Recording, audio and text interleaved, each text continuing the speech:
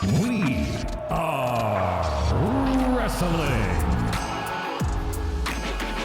All Elite Wrestling will present a supercard from the Arthur Ashe Stadium in New York.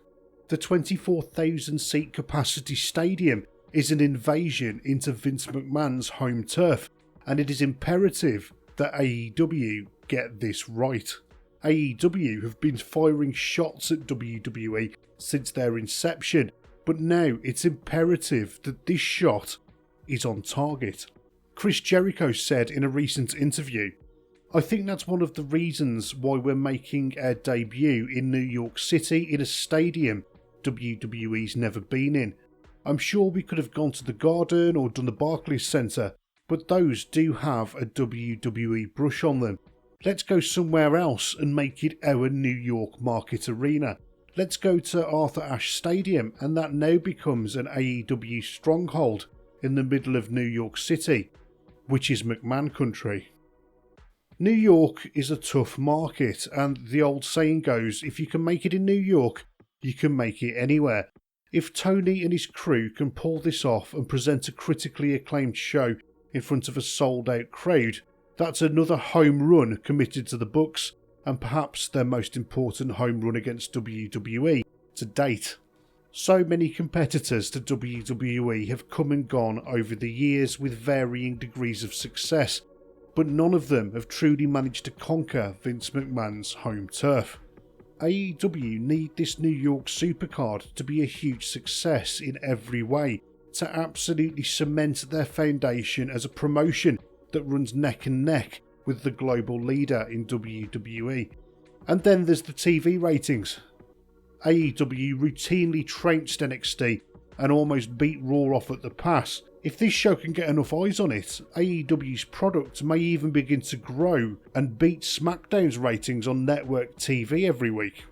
AEW have accomplished so much in such a short amount of time.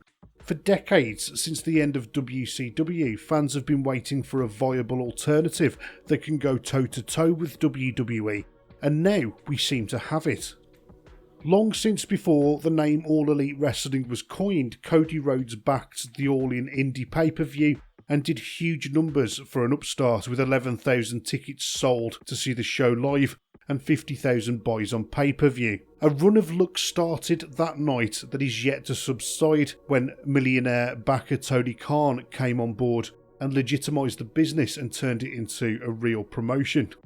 For AEW, it's been so far so good when it comes to bringing the competition to WWE. When they scored a weekly TV deal, not just on a major TV station, but the very same station that used to air WCW, that sent out a message that this was definitely a company that meant business, unlike those other pretenders that had come before.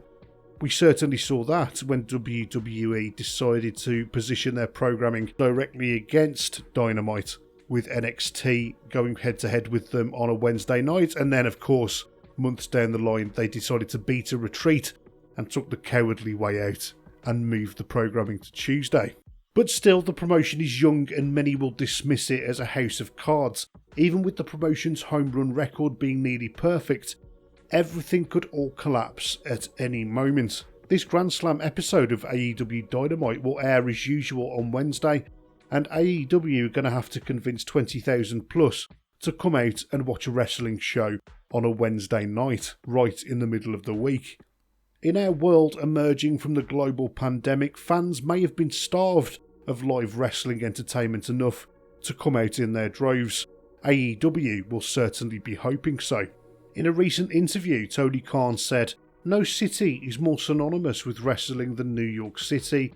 AEW is a new company, and our company is in the business of both embracing tradition and trailblazing, trying to start new traditions and new history." Clearly, the man isn't scared to take the competition directly to Vince. Of course, as I said earlier, with the global pandemic beginning to subside and rules starting to loosen, both AEW and WWE have announced dates for their upcoming TV shows and pay-per-views in front of live audiences on the road. It's interesting, however, that WWE haven't announced any New York City dates at all so far, and AEW have announced this huge show.